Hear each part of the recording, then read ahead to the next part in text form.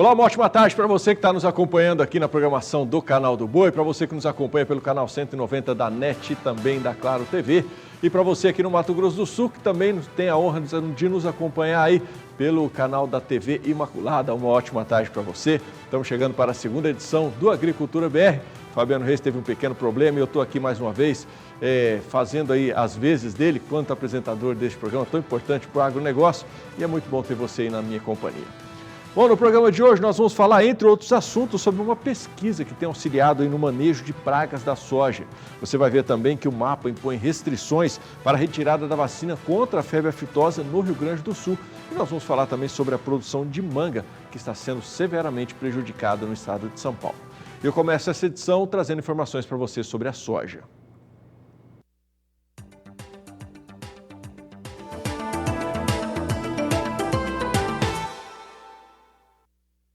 O manejo integrado de pragas, o MIP, tem sido bastante eficaz na promoção da sustentabilidade da produção agrícola no estado de Mato Grosso, que é para onde a gente vai agora saber mais informações na reportagem do Valdir Pacheco.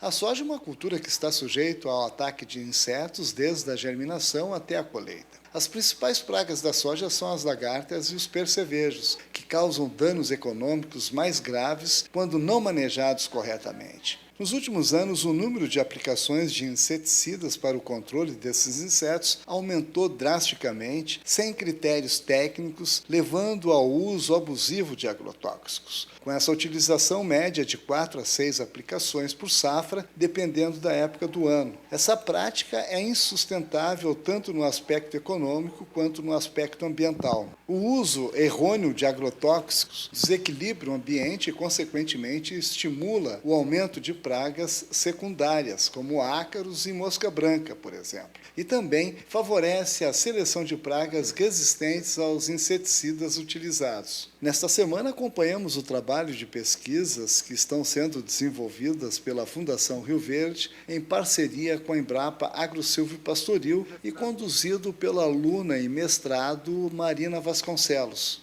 Esta é uma área do MIP, Manejo Integrado de Pragas. O objetivo aqui é fazer uma avaliação do dano econômico que pode causar numa lavoura. Aqui é plantado foi em novembro, início de novembro, né, janela de plantio. Hoje ela está com 75 dias por aí e vai até a colheita, né? Então, em torno de 110 dias depois do plantio, a gente vai conduzir ele, avaliar até o final. Nossa ideia de implantar essa dissertação aqui é a gente, junto com a Embrapa, cuidar do monitoramento de pragas. A gente passar depois os resultados para o produtor, para ele ter a noção de que fazendo aplicação ou só monitorando, a gente consegue baixar o nível de valores, né, que eles agregam na utilização de defensivos. Então, a gente mantém a praga no campo até ela atingir um nível de dano que seja econômico, então, com isso, a gente faz a aplicação, né? E quais são as pragas que você está identificando nesse experimento? Bom, aqui é as pragas que ocorrem normalmente, as lagartas, percevejo, mosca branca, tudo que aparece na lavoura a gente está identificando, né? A nossa avaliação é a respeito disso. E o trabalho inicia com a aplicação preventiva. Como é que é essa parte das aplicações? Isso. Aqui a gente tem a parte de preventivo e a parte do monitoramento. O preventivo se deu quando surgiu as primeiras lagartas. Então, a soja ali em V6, V7 já entrou com a primeira aplicação com as lagartas que tinha. Então, a gente fez com produto de largo espectro, que seria para pegar todas as pragas presentes, e o específico, seletivo, que seria certo para a praga que tenha no campo, né? E o monitoramento que a gente só vem acompanhando, que só vai entrar com a aplicação se necessário. Atualmente, a lagarta Spodoptera e o percevejo marrom são consideradas as principais e mais abundantes pragas da soja em Mato Grosso. Suas ocorrências têm sido amplas por todas as regiões de cultivo, e aqui a pesquisa comprova. Então, entre as lagartas, que está bastante em alta, vamos colocar assim, seriam as Spodopteras, né? Que elas estão bem complicadas de controlar, e os percevejos, né? Que causam dano direto no grão, e como eles migram muito fácil, vai estar sempre presente no campo. A Fundação Rio Verde mantém um programa de estágio em parceria com universidades de todo o Brasil, que permite aos estagiários vivenciar experiências práticas em sua unidade em Lucas do Rio Verde, no Médio Norte de Mato Grosso, como é o caso da Eliane. eu fiz agronomia na UTFPR, no campus de Dois Vizinhos, no Paraná. E aí, quando a gente vai chegando na parte de conclusão, chega o tão esperado estágio obrigatório. Então, a gente começa tanto ver com os docentes, procurar os docentes na universidade mesmo, e tanto a nossa internet, né? E aí, eu achei a fundação através de um docente que já, na época dele, estagiou no Mato Grosso e recomendou. E então, lá entrando no site da fundação, até tem o ícone para estagiários se inscreverem. E quando eles chegaram aqui na época de seleção, eles selecionaram e entraram em contato comigo. De Lucas do Rio Verde, Mato Grosso, Valdir Pacheco.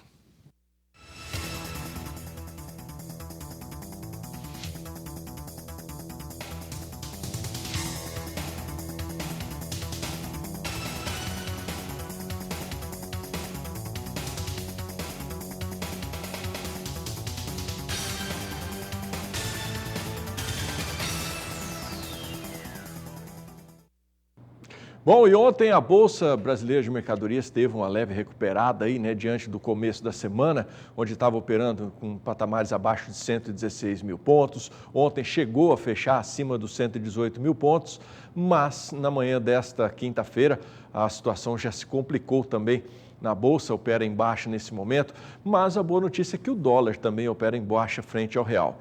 Vamos dar um pulinho até São Paulo, vamos bater um papo com o Walter Puga Júnior lá na Bolsa Brasileira de Mercadorias, para que o Walter possa nos atualizar em relação aos números. O vírus do coronavírus que provocou essa tamanha bagunça no mercado financeiro também, Puga, está provocando bagunça na saúde dos chineses e também na saúde do mercado financeiro, é isso? Boa tarde.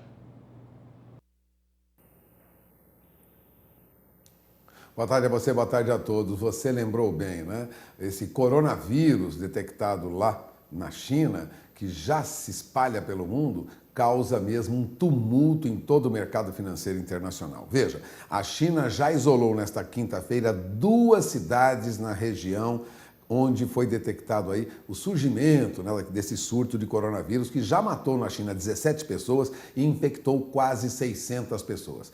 As agências internacionais de notícias dão conta que acredita-se que essa cepa do vírus, anteriormente desconhecida, tenha surgido no final do ano a partir de animais silvestres que foram comercializados ilegalmente no mercado de animais da cidade de Wuhan, no centro da China. Bom, o governo da cidade de Wuhan informou que fecharia todas as redes de transporte urbano e suspenderia todos os voos a partir das 10 horas da manhã de hoje. No entanto, a mídia local, né, rádios, jornais, sites, informavam que algumas companhias aéreas ainda estavam operando no Brasil, nesse período, né, não chegaram a paralisar a movimentação. Mas para se ter uma ideia da repercussão, feriado do Ano Novo Lunar, redução de viagens, proibição para a circulação. Essa cidade de Wuhan, ela tem 11 milhões de habitantes. Agora são 2 cidades bloqueadas, uma vizinha cidade que tem 6 milhões de habitantes.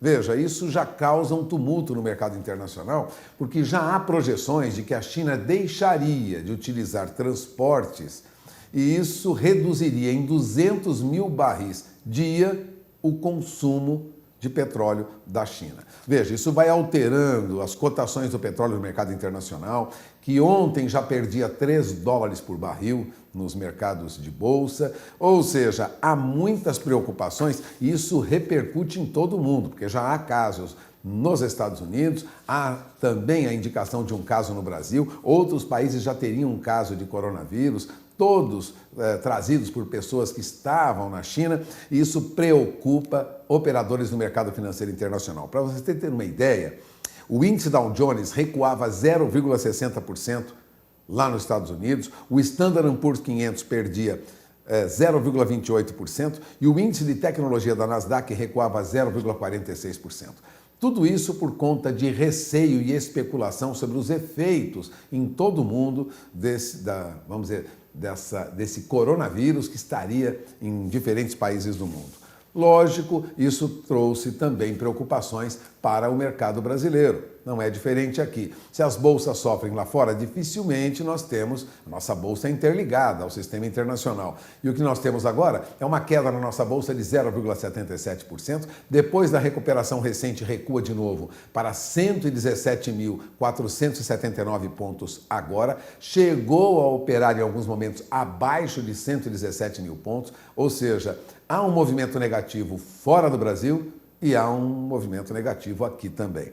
Entre os papéis mais negociados, nosso diretor de TV mostra agora para mim, nós temos aí papéis mais negociados, algumas altas importantes, bancos, né? Itaú e Bradesco têm alta, nós temos também Banco do Brasil, algum movimento de alta nos bancos. E temos queda para ações do agronegócio. Por exemplo, o Brasil Foods recua agora 3%, mais de 3%, é um movimento negativo na nossa bolsa, papéis da Brasil Foods. Temos também alguns outros movimentos de baixa, por exemplo, o Suzano Papel e Celulose, com queda de mais de 2,5%, ou seja, nosso índice Bovespa vem em queda, embora haja uma alta para papéis de bancos. Então, ações do agronegócio, alguns papéis de empresas do agronegócio sofrem agora. E o dólar passa a ter também uma leve queda frente ao real, mas isso também tem a colaboração do índice de preços ao consumidor amplo, divulgado agora.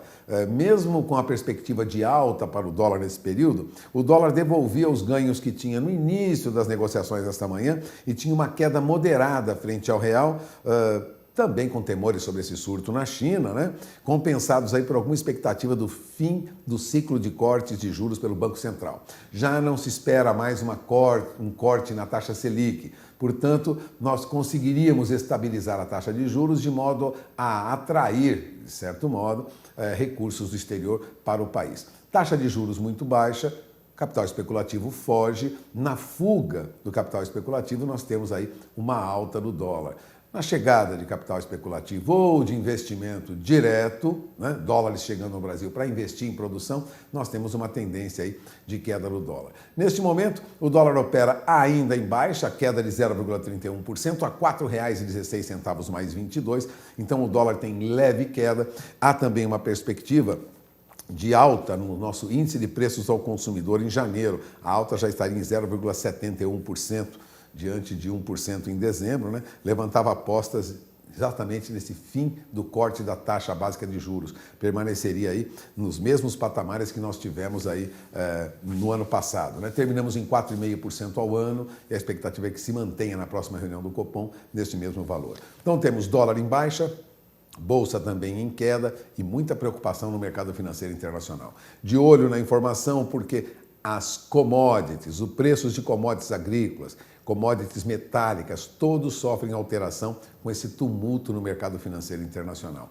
Portanto, é uma semana que vai encerrando aí tumultuada, viu, Adriano? É com você. Bom, tá ok, Pulga. Obrigado pela sua participação. Vamos aguardar as cenas dos próximos capítulos, né? Uma ótima tarde para você. Bom, o primeiro intervalo comercial chegando aqui nesta edição do Agricultura BR. Logo depois, no intervalo, nós vamos ver as ações que o Rio Grande do Sul tem adotado para retirar a vacinação contra a febre aftosa. Lembrando, você que está aqui no seu televisor, o 992647810, telefone para você participar com a gente através do WhatsApp. E eu vou para o intervalo comercial, deixando você com tempo e temperaturas, previsões do tempo para a região centro-oeste. Eu volto já.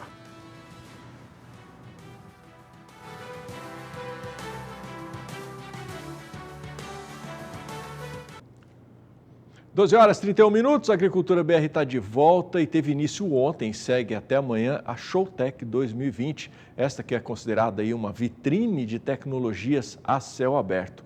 E quem esteve por lá vai trazer informações para a gente sobre esta grande feira que abre aí o calendário das grandes realizações do agro em 2020, é a Rosa Cabral. A gigante colheitadeira que chama a atenção dessas duas crianças. Entram, se acomodam e parecem confortáveis. E aí, Max, o que você achou? É muito bom essa máquina aqui, a sensação é ótima. O sonho da gente é dar continuidade no negócio, né? Então a gente pega gosto pelas coisas de pequeno. E é uma maneira de eles interagir com a gente, o dia a dia é corrido. Então é uma maneira de eles interagir, conhecer mais, a gente leva eles no campo, né? Só que aqui é modernidade, é coisas que vão vir para o campo ainda. E você, ficou interessado? O que custa uma máquina hoje dessa no mercado? Na média de 1,5 milhão, 1,6 milhão.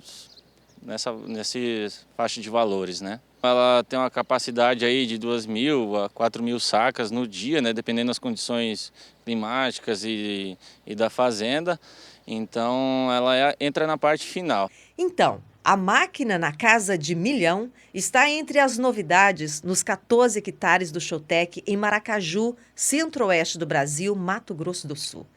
A feira é considerada no calendário rural como uma das maiores, com tecnologias voltadas para a agricultura e pecuária. Busca soluções para os entraves encontrados no campo e retribui ao produtor com pesquisas e tecnologias aplicadas na prática e conhecimentos num mix de informações que acrescentam, como observa a Diginane, que tem na tradição da família a agricultura e a pecuária. O que há de tecnologia hoje no agronegócio, nós temos aqui dentro desse pátio. Então, acho que, assim, você pode ver que não são só os produtores rurais, né? Nós temos aqui estagiários, nós temos estudantes, nós temos representantes. Eu tenho visto aqui dentro sempre cheio.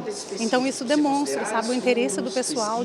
Assuntos dos mais diversos são colocados em pauta, sempre pontuando as novas tecnologias para os agricultores. Esse ano, nós estamos trazendo dentro da trincheira pesquisadores que vão falar sobre química, física e biológica, e biologia do solo relacionado com a produção de soja dentro desse sistema.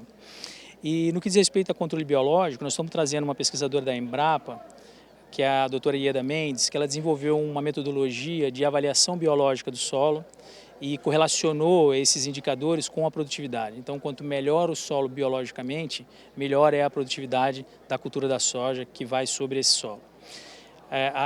Aliado a isso, nós estamos trazendo palestrantes que são pesquisadores e professores de outras entidades, somados com a Fundação MS, para que o produtor possa utilizar as informações que ali estão sendo geradas já nessa safra que vai começar agora em janeiro, fevereiro, que é a segunda safra, que é o que a gente chama de milho safrinha.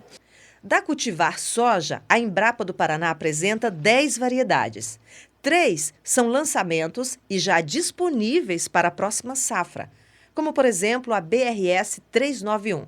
Ela é convencional, com alto teor de proteína, tolerância ao percevejo e ao nematóide de galhas, diz o pesquisador Marcos Petec, que destaca mais 2 lançamentos RR. Chama BRS 467RR e BRS 544RR, que são 2 materiais aí que são importantes para uso no refúgio, porque a gente tem a maior parte da soja hoje plantada é intacta, né?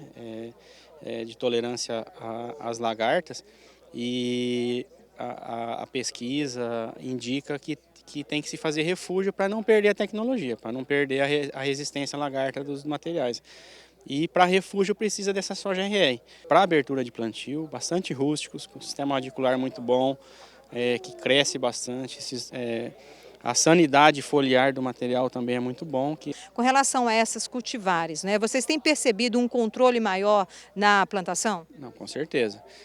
Nós já temos aí há 2 anos já a BRS 1003 e Pro no mercado com tolerância a percevejo.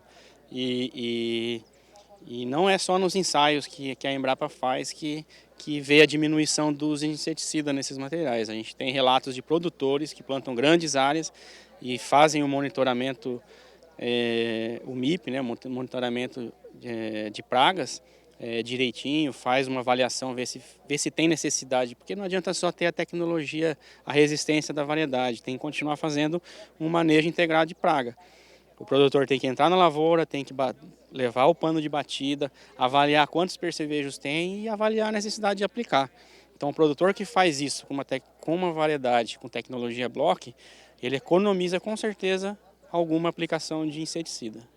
Da soja para o milho. Essa empresa de origem alemã, presente em mais de 70 países, mostra aos produtores novidades do portfólio de semente soja, sorgo e milho. Grão que, além de banquete a céu aberto, tem nos híbridos particularidades para atender demandas diferentes no quesito cliente, diz o Robson Vasconcelos. Pensando no produtor, pensando no manejo dele, pensando no tipo de solo, tipo de investimento dele. Nós trabalhamos muito temos materiais de alto investimento, daí pensando em produtividade do produtor, e material pensando na estabilidade do produtor. Pensando também no custo-benefício para o produtor, tanto ele abrir um plantio e tanto ter um material de médio investimento que não vai entregar produtividade, mas não vai deixar ele na mão. Valdeir, plantador de soja e milho, está de olho exatamente nessas variedades.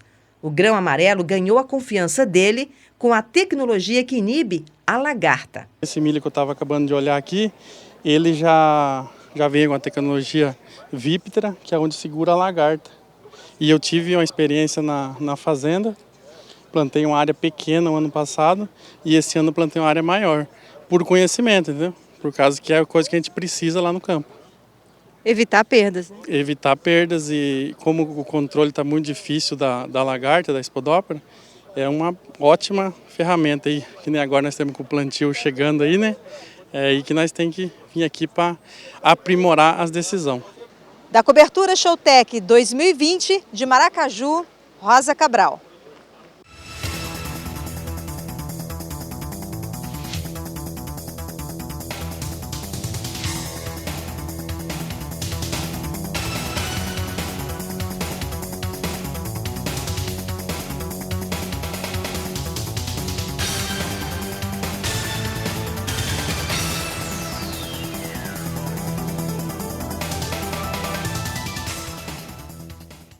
Bom, na busca pela mudança de status sanitário para se tornar uma área também livre de vacinação contra a aftosa, o Rio Grande do Sul terá que cumprir uma série de medidas impostas aí pelo MAPA, pelo Ministério da Agricultura e Pecuária, na verdade, né?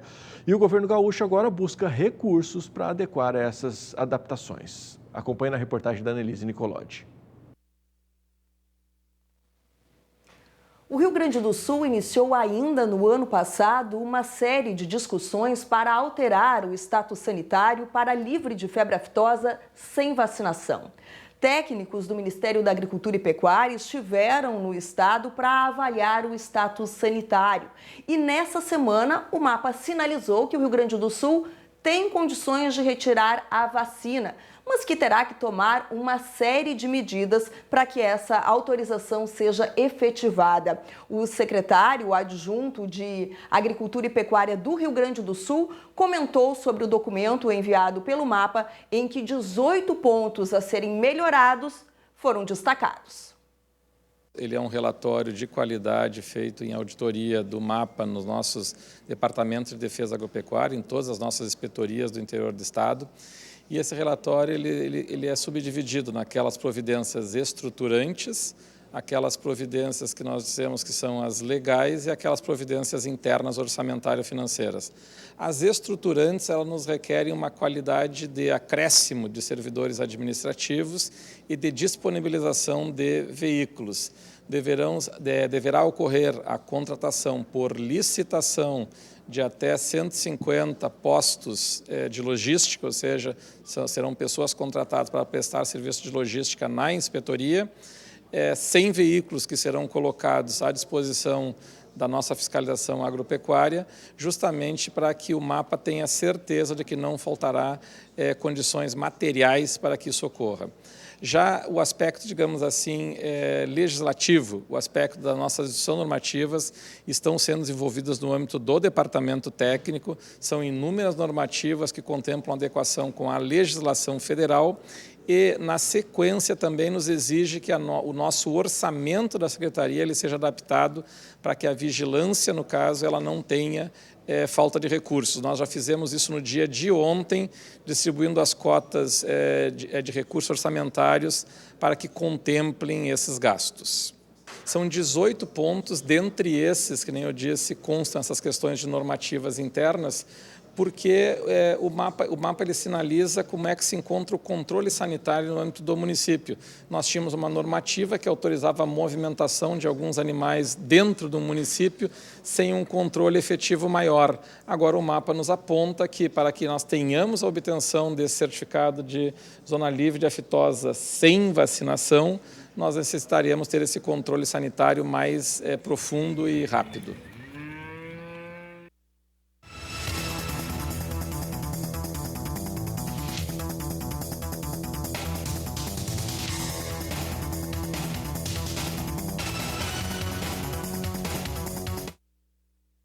Hora de mais um intervalo comercial chegando por aqui. No próximo bloco nós vamos falar sobre as expectativas para o mercado da proteína animal nesse ano de 2020.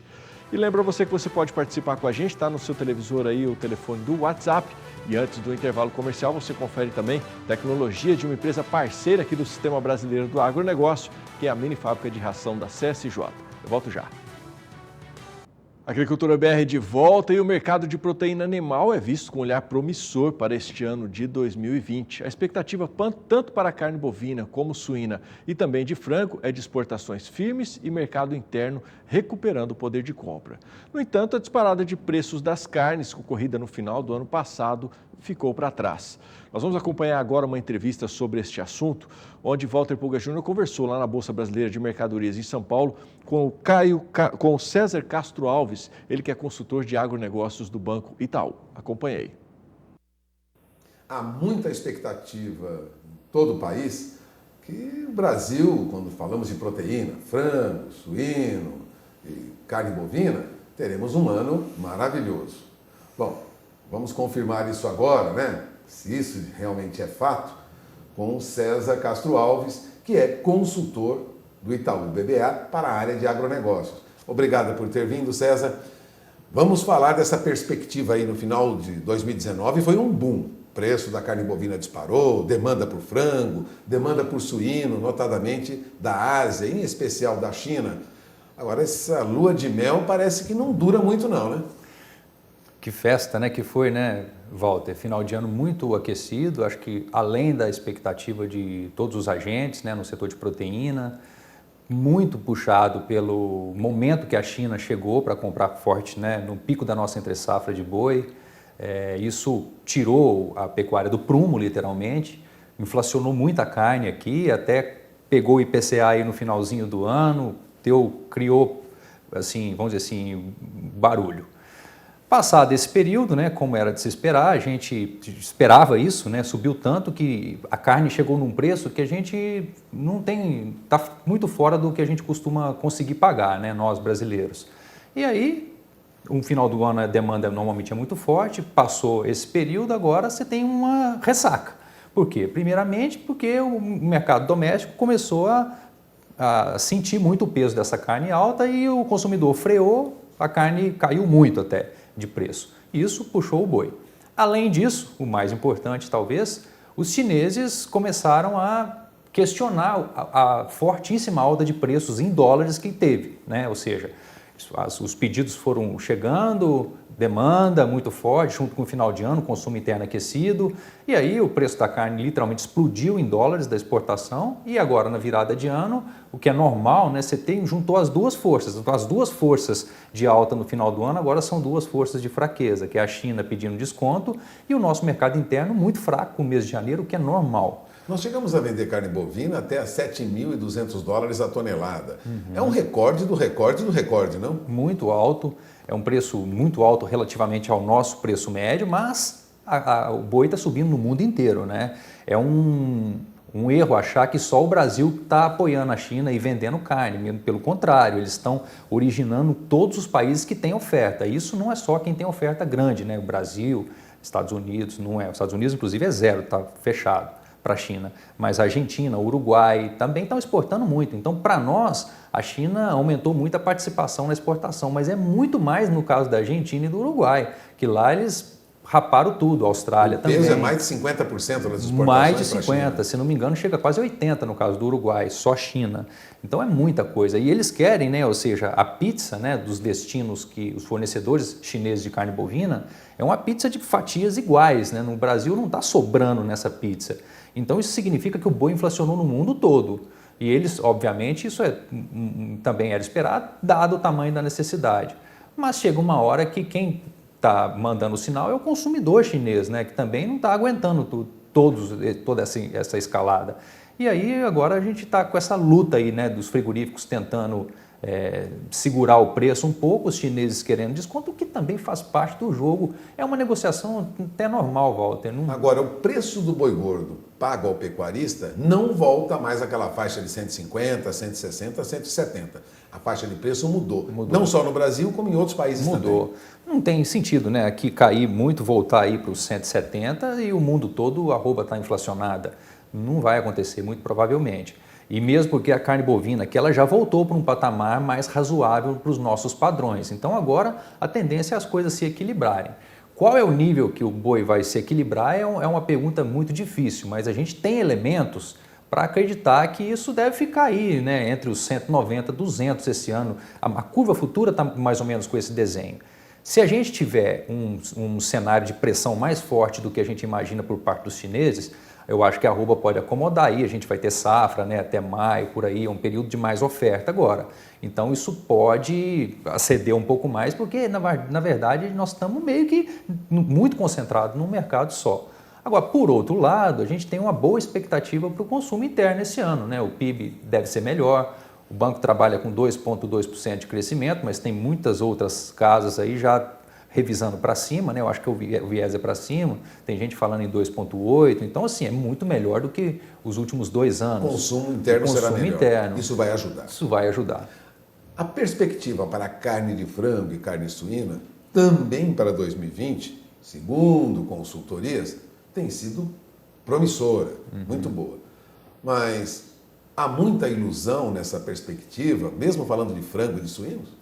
Olha, eu acho que não há ilusão não, Walter, é boa perspectiva, né, do ponto de vista de demanda, porque é praticamente consenso de que a China não resolve esse ano o problema dela, né, ou seja, o rebanho suíno caiu bastante, o ano passado uma parte disso foi consumido, então você tinha alguma folga, esse ano não tem, o rebanho já começou lá embaixo e essa reconstrução, por mais que ela possa até estar sendo iniciada, ela vai demorar aí pelo menos 1 ano, tem gente que fala em 2, 5, não é agora que vai ser resolvido. Entretanto, os chineses são negociadores milenares, né? Eles vão saber conduzir essa situação para não deixar também os preços explodirem. Então, assim, do ponto de vista de demanda, eu acho que é céu de brigadeiro. Porém, nós temos um problemaço para a criação de frango e suíno chamada milho esse ano. Então, a demanda vai ser muito boa, a gente acha que especialmente até, eu pessoalmente acredito mais na demanda de carne suína, né, porque é ali que está o grande problema. No frango a China está produzindo um ritmo muito forte, deve estar aí crescendo 15% a 20%, eles conseguem ter uma resposta, e para boi também não há como fazer, eles têm que importar mais. Então, para suíno e para boi eu acho que a demanda vai ser muito boa. O problema é que o milho explodiu, e aí isso significa que para esse negócio girar bem, né, e todo mundo ganhar dinheiro na cadeia, né, de frango e suíno, de duas uma, ou o porco fica onde está, nesse nível muito elevado, e o frango tem que subir mais, porque a margem está muito apertada, né, o suíno subiu muito mais do que o frango, então o frango precisaria subir um pouco mais para dar conta de custear esse milho muito caro, que a gente parece que vai ter ao longo desse ano todo. E estamos totalmente sujeitos a qualquer problema aí, ou na safrinha, né, problemas climáticos, a gente já teve problemas, plantamos atrasado a safra de soja, estamos colhendo agora muita chuva. Podemos passar apertado com insumo, essa é a verdade. Está perigoso. O quadro de milho, diz que básico. Soja não, mas milho é um quadro relativamente perigoso, provavelmente a gente vai viabilizar importações pontuais mais para a região sul, onde ali tem muito pouca oferta de milho e muita demanda, que tem as criações muito fortes lá. Então, é um quadro de rentabilidade muito diferente dessa perspectiva de demanda. Demanda é estratosférica, com certeza. O mercado interno ajuda, tudo beleza. Mas o nível de preço que a carne vai ter que se estabilizar para dar conta de financiar esse milho e gerar valor na cadeia toda é um pouco preocupante, porque é um patamar muito alto, né? Já está muito alto o milho, agora é o pico da entre-safra, mas lembrando que a gente só vai ter grande oferta depois da safrinha, e a safrinha nem está começando a ser plantada, tem muita água para passar debaixo da ponte. Quem trabalha com proteína animal deve estar atento, principalmente para o quê nesse ano de 2020? Olha, eu acho que é a gestão de estoque aí de milho, né? Claro que muita gente já um pouco machucada aí de anos passados, né, que estava muito pouco estocado quando a gente teve problema de seca, as indústrias passaram muito aperto, houve bastante conversa de tentar fazer um rearranjo com os produtores para não ficar tão exposto à exportação forte e faltar no mercado interno, mas a verdade é que as coisas vão passando, o milho cai, a conversa esfria e agora voltou a história, né? Então, acho que a questão é essa. Quem não tiver programação de produção esse ano, né, e não tiver muito comprado em milho, vai ter que vir para o mercado de spot. E o produtor de milho está sentado no quem tem, né? Obviamente está vendo todo esse ambiente. É igualzinho o produtor de boi em novembro. O boi escalando, né, subindo 200, 210. Quem tinha ali foi para a sombra e esperou ver o que ia acontecer. Então, é um mercado... E a safra gaúcha teve problema agora, né, de milho. Provavelmente vai quebrar lá, né? Já quebrou e esse número não está totalmente fechado, mas tem gente que fala em 20%. Já tira um pouco mais da primeira safra. O Rio Grande do Sul é muito importante, primeira safra de milho. Então, sim, teremos menos oferta ainda do que a gente achava que ia ter no milho primeira safra e estamos totalmente dependentes da safrinha. E os americanos provavelmente vão plantar mais soja esse ano, porque a relação de preços nesse momento indica mais favorável para a soja do que para o milho. Então, você conclui esse quadro aí. Administrar com cuidado, porque podemos ter problemas de alta nos custos de insumo, notadamente de milho. E a demanda continua forte, mas é importante tirar a diferença. Exatamente, a margem não está folgada. Não está folgada. O final do ano, vamos voltar para o boi, final do ano, assim, os frigoríficos que são exportadores, que têm habilitação para a China, nadaram, né? Ou seja, o boi subiu, mas a carne também subiu, então houve margem, foi uma festa. Os frigoríficos que já não exportam, que estão voltados para o mercado interno, esses estão muito pressionados, porque tem que pagar um boi caro e não conseguem empurrar esse preço para o consumidor interno. Então agora, vamos dizer que todo mundo veio para o mesmo jogo, né? A carne caiu e está a disputa ali. O produtor também tem pasto nessa época, ele consegue segurar o boi e mantém o mercado mais equilibrado. E no caso de bovino, a gente tem provavelmente uma oferta limitada esse ano, né? Porque essa virada de preços, o que fez? Fez quem tem a vaca segurar o bezerro. Então, inclusive nesse momento, no curtíssimo prazo, uma coisa muito perigosa que está acontecendo, Walter, é que o boi caiu e o bezerro está na direção contrária. Então a relação de troca está muito desfavorável para quem tem que comprar o bezerro. E está todo mundo vendo a China, vendo a curva futura, que é muito boa, né? Mostra os 200 lá para o final do ano, estava até bem mais do que isso. O pessoal está correndo atrás de bezerro e o cara que tem o bezerro está segurando. Então, ou seja, o custo está subindo. O custo de tudo está subindo. E a pecuária, nesse nível, tudo bem, o cenário é muito promissor para os próximos anos. Mas a gente mudou de patamar de custo, da estrutura de custo. Quem vendeu o boi em novembro, que comprou esse bezerro há um ano atrás, né, no começo de 2019 ou até antes, foi fantástico. Agora nós já estamos em um outro patamar. Agora o bezerro está R$ 1.600, R$ 1.700, dependendo da região. Ele necessariamente depende de um boi gordo de 190, 200 lá na frente para que essa conta feche. Então, esse momento de muita euforia, que a gente vê muita gente querendo vir para a atividade e pressiona e inflaciona o bezerro, está difícil para todo mundo comprar reposição, nos deixa um pouco preocupado, porque assim não pode dar nada errado lá na frente. Se der errado, se der errado, nós estamos com problemas. É a mesma coisa de você plantar uma safra com o dólar alto e depois ele cair e isso afetar o custo do produto, e aí é o pior dos mundos, né? Bom, você acaba de ouvir aí a colocação de bom senso, né? Um alerta para o bom senso do César Rodrigues Alves, que agora atua como consultor no Itaú BBA para a área de agronegócio. Agradeço a sua entrevista, César. Obrigado, Walter. É com vocês em Campo Grande.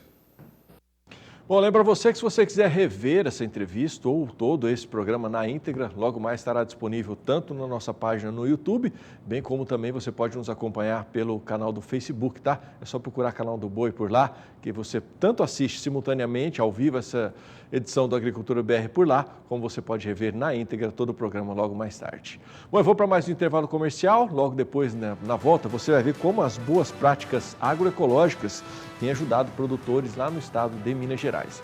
Eu vou para o intervalo e deixo você com mais uma previsão do tempo, desta vez para a região sul. Eu volto já.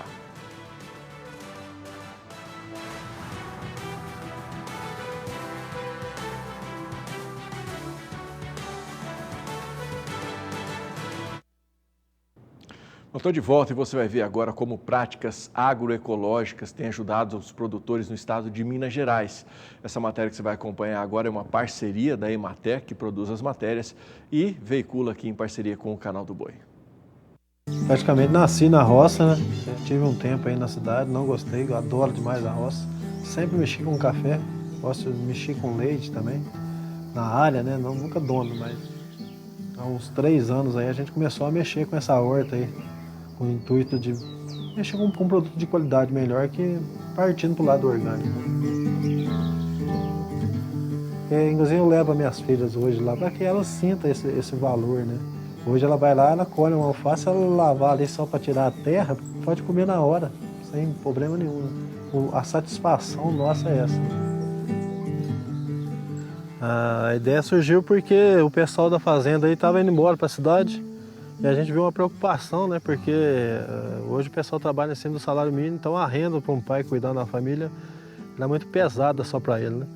A intenção era trazer as esposas para cá para gerar mais uma renda familiar e segurar o pessoal na roça. Hoje são 3 famílias envolvidas aqui dentro dessa horta, onde está gerando um lucro a mais do salário para o pessoal, uma ajuda já para essa família. Todo mundo é uma grande família mesmo, tá junto todos os dias e busca o mesmo objetivo, né? Porque a gente trabalha assim para poder dar o melhor para os filhos da gente mesmo, né? Uma qualidade de vida melhor para eles, tanto como alimento, para estudar, né? Para ter alguma coisa. O produtor, com isso em mente, de que quer produzir produtos saudáveis, as melhores alternativas que ele tem e a opção que ele tem é o sistema agroecológico orgânico, né? Uma vez que não necessita de agrotóxico químico para produzir. Bem, as vantagens são inúmeras, né? Não polui o meio ambiente, não polui o ar, né? Contribui com a saúde do produtor e com os consumidores, né? Mantém a microfauna do solo mais equilibrada, né? Uma vez que usa cobertura morta, né? As coberturas de solo, o solo mantém a umidade por mais tempo, um período maior, não necessitando de irrigações menos frequentes. Então você há uma economia no uso da água. O conceito de agroecologia, né? A gente tem como uma linha de produção agrícola, né? Mais natural, agroecológica ao pé da letra, e tem um conceito de agroecologia como uma ciência que engloba, além da produção, todo o lado social, todo o lado econômico, ambiental do sistema produtivo, de comercialização, de trabalho, né? Essa questão das práticas agroecológicas tem que ter uma lógica de acordo com o ambiente. Então elas vão ser utilizadas de acordo com aquele ambiente em que o produtor está vivendo. Então são práticas que têm como objetivo equilibrar aquele ambiente em que ele está produzindo para que ele tenha as colheitas satisfatórias. A gente tem plantado hoje alface, aí tem as outras variedades de chicória, né? Tem brócolis, repolho, couve-flor, tem berinjela, jiló, tudo em cima das práticas que a gente vem aprendendo dentro do orgânico, né? Vocês veem que sempre nos canteiros tem essa matéria que vocês estão vendo aí, para segurar a umidade, para poder dar esse equilíbrio do solo, né? O material tem várias funções. Uma delas é cobrir o solo e evitar a emergência de plantas indicadoras, né?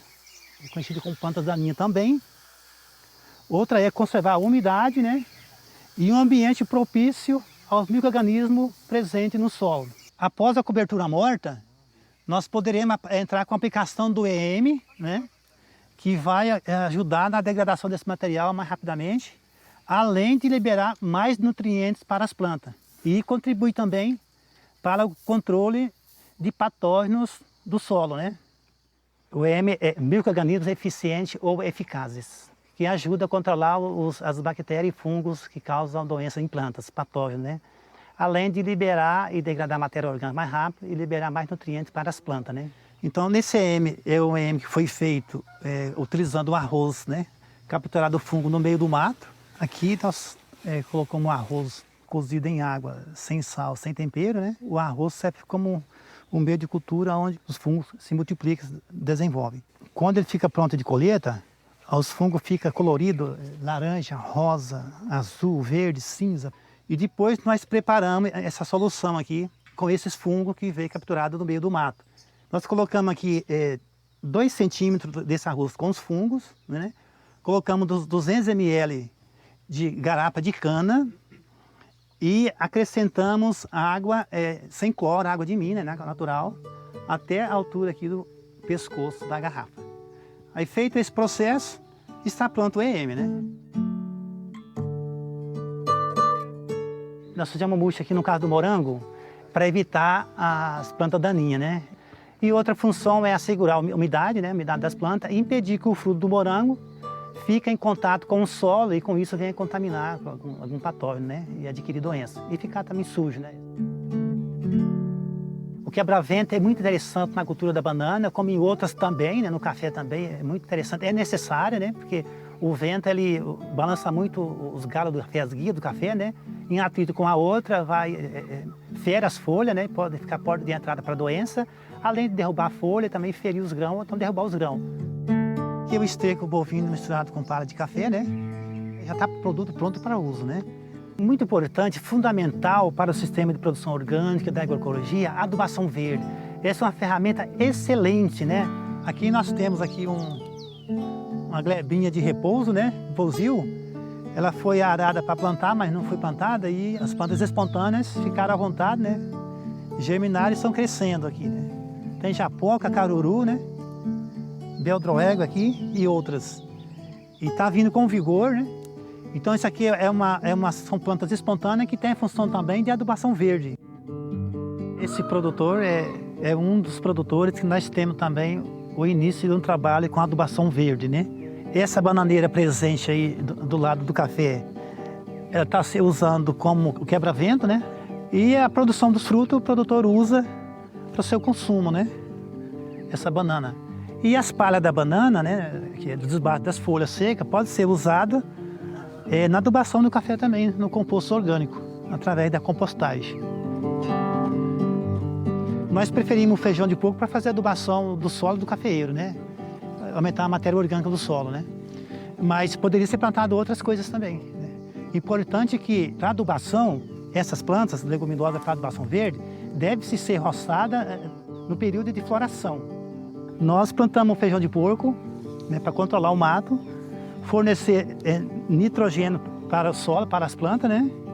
Matéria orgânica e contribuir para a preservação e regeneração da flora microbiana do solo. Se a gente fazer uma comparação, eu era um que eu ficava meio assim em dúvida, sabe? Mas aí a gente veio mexendo já faz aí quase 4 anos, né? Faz 4 anos. E nós vamos vendo as mudanças que está tendo no café. E esse café aqui, depois que nós começamos a mexer com ele, assim, tratar ele orgânico, ele está em 3 colheitas, colheita boa, mas boa mesmo. Essa lavoura aqui com a convencional nessa época, a gente via muito diferente. Farinha de carne e osso está presente aqui, né? Então esse cinza aqui, ó, né, ó, sobre o solo aqui, ó, que foi aplicado com a finalidade de fertilização do solo, né? Quem convidou eu foi o Venâncio aqui para fazer essa mudança para orgânico. Aí eu falei para ele, ó, Venâncio, é uma beleza você ter vindo aqui me convidar, porque eu tenho um pedaço de café ali que eu quero fazer, mas é por causa da minha água que nasce no fundo do café. E eu pensava dessa forma, sabe? Eu deitava na cama e ficava pensando, mãe. Lá eu ponho veneno, né? E vem na água, e para minha família, para o nosso consumo. Eu estou completamente errado. Isso foi pesando na minha consciência, sabe? Aí eu peguei e falei para ele, não, eu até entro no orgânico, não por causa de dinheiro, mas sim pela minha conscientização.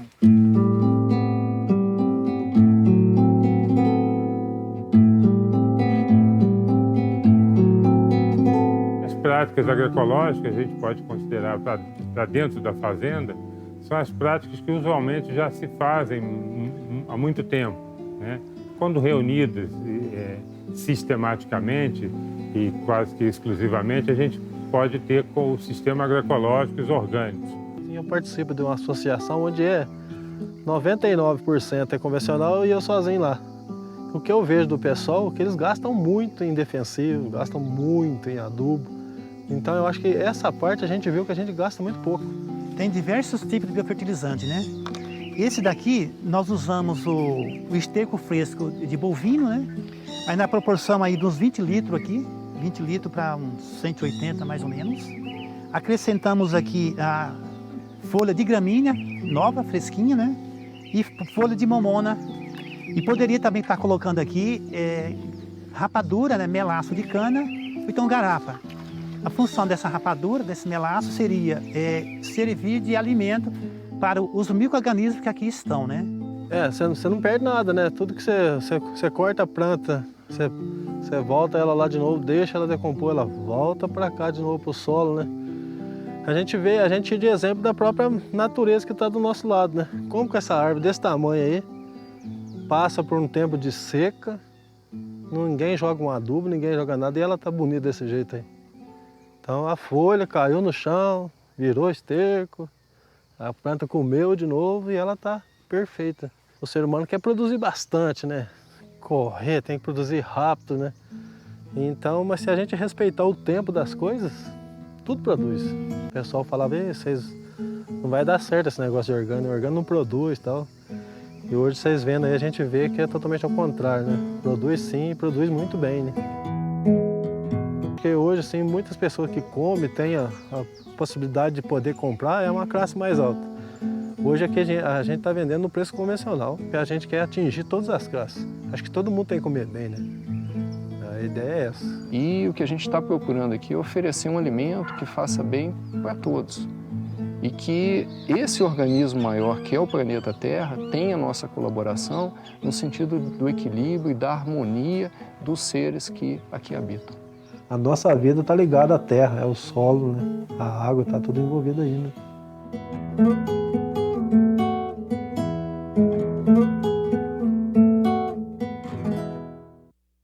Aí mais uma matéria aí feita em parceria pela Emater com o Canal do Boi.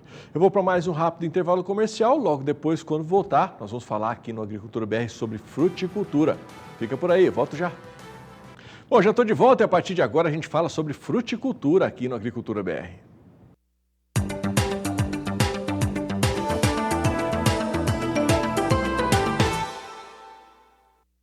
E a fruticultura é, sem dúvida nenhuma, uma das atividades agrícolas que mais dependem de tempo e clima.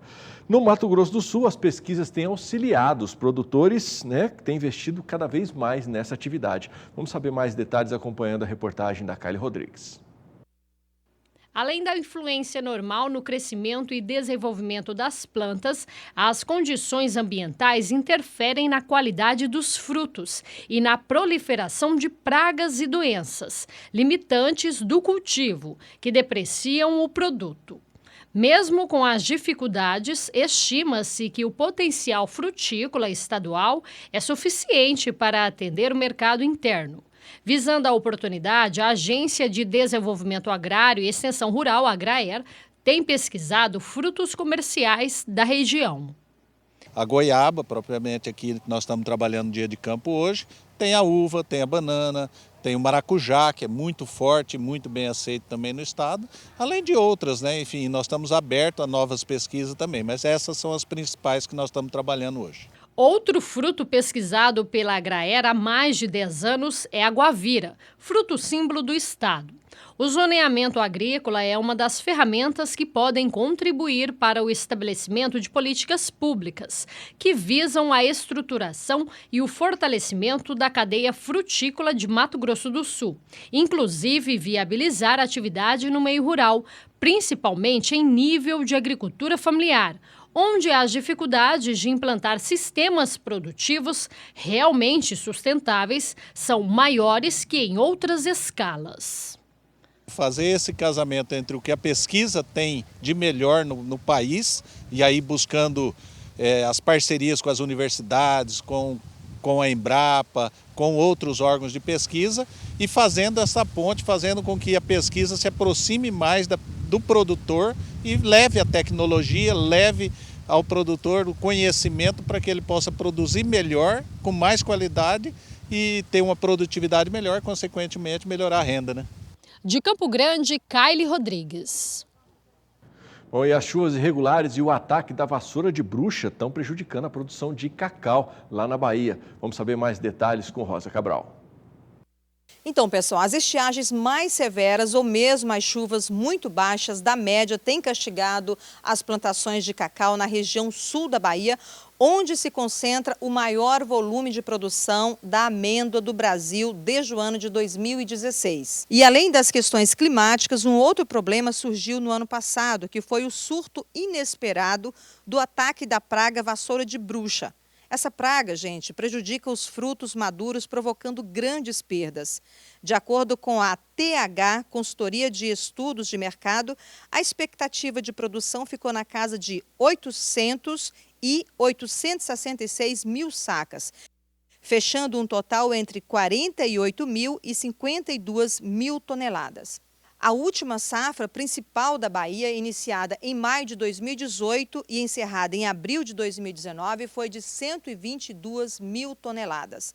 O fungo da vassoura de bruxa ataca principalmente os brotos e causa uma grande diminuição na produção.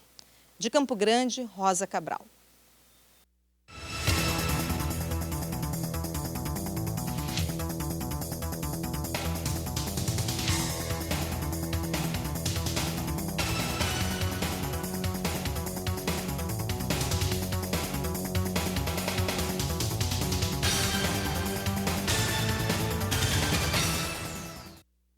Bom, em São Paulo, os produtores de manga também têm enfrentado problemas em relação ao clima. Uma situação que deve impactar negativamente na rentabilidade nessa reta final de colheita. Vamos saber informações com o Gustavo D'Angelo. A safra 2019-2020 da manga Tome, na região de Monte Alto e Taquaritinga, São Paulo, está praticamente encerrada. Assim, neste começo de ano, a Palmer é praticamente a única variedade ofertada pela Praça Paulista, com previsão de encerramento em meados de fevereiro e março. Com relação à qualidade, produtores alegaram sérios problemas com antracnose e bacteriose, acentuados pelas chuvas. A principal preocupação é quanto às xantomonas, bactéria que ainda é um desafio na região, já que não há tratamento consolidado. O nível de infestação é variado nas propriedades. Naquelas em que o nível da doença é tolerável, as frutas têm sido destinadas à industrialização, enquanto naquelas em que a incidência é elevada, as perdas são iminentes. Este cenário deve impactar negativamente na rentabilidade da região, visto que, além das perdas, a maior participação da indústria deve pressionar a receita dos produtores. De Araçatuba, São Paulo, Gustavo D'Angelo. Obrigado, Gustavo. Nós vamos para o último intervalo desta edição. Daqui a pouco eu volto com as informações finais do Agricultura BR segunda edição e você fica agora com o tempo e temperatura para a região Nordeste.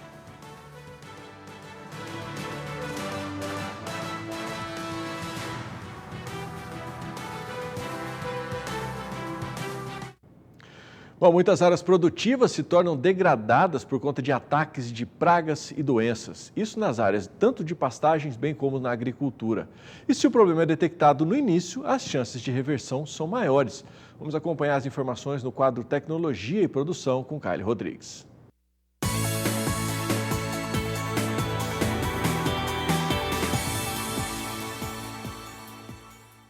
As plantas forrageiras, assim como outras culturas como soja e milho, desenvolvem doenças que muitas das vezes passam despercebidas pelo produtor rural. Quando a situação sai do controle, até mesmo a entrada de produtos químicos se tornam inviáveis. O que a gente faz, né, essa é a nossa principal atividade aqui na Embrapa, é buscar plantas que sejam resistentes às principais doenças. De forma que, uma vez, se esse material é resistente, aí o produtor, uma vez compra essa cultivar resistente à principal doença, ou às principais doenças, o resultado é que ele vai amenizar o problema ou até nem ter o problema na área. Na pecuária, o problema é ainda mais sério, pois quando a opção é reformar o pasto e fazer a troca da cultivar, o custo é elevado. O exemplo que a gente tem, por exemplo, lá no norte do Brasil, a parte da morte súbita da braquiária brisanta marandu. Então, em muitas das situações onde a braquiária está morrendo, E aí, o que acontece? O produtor tem dificuldade, a gente sugere que plante outra cultura, aí tem que reformar o pasto. E o custo da reforma é muito alto, né? Então, a gente não tem aquele impacto imediato para fazer passa um fungicida e resolve. Não é assim. Nos sistemas agrícolas, a recomendação é utilizar braquiárias estilosantes para fazer palhada, melhorando as condições físicas e químicas do solo para a cultura subsequente, soja, algodão, milho, entre outras. E também para manejo de alguns patógenos de solo, principalmente, que as forrageiras são resistentes e que vão contribuir para a redução do problema de doença na próxima cultura, como soja, milho e algodão. Então o produtor está fazendo uso disso. Isso está sendo muito importante para a redução de custo para o agricultor, produtor de grãos. De Campo Grande, Kaile Rodrigues. Bom, agora é hora da gente dar um pulo até a redação aqui do Canal do Boi para saber o que é destaque no nosso portal. Você pode acessar, né, pelo www.sba1.com. E quem nos traz as informações é o Douglas Ferreira. Olá! A China autoriza importação de melão do Brasil. A Administração Geral de Aduana na China, órgão responsável pela sanidade vegetal e animal, publicou comunicado em sua página oficial na última quarta-feira, que autoriza a importação de melão do Brasil. Em novembro, o Brasil fechou um acordo com a China para exportação do produto. O acordo é simbólico por se tratar do primeiro entendimento sobre a fruta com o país asiático. O governo brasileiro ainda não foi notificado oficialmente, mas a medida já entrou em vigor. A China deve publicar a lista de fazendas e estruturas de embalo para exportação certificadas para venda ao mercado do país. A notícia completa, sba1.com. Bom, e além do sba1.com, você pode interagir também com a gente nas nossas mídias sociais, tá? É só você nos procurar lá no Canal do Boi no Facebook e também pelo Instagram, @canaldoboi1. Bom, e essa edição da Agricultura BR está ficando por aqui. Agradeço a sua companhia, deixo um abraço apertado para você. Um desejo de uma excelente quinta-feira. Amanhã a Fabiana está de volta. Até mais. Tchau, tchau.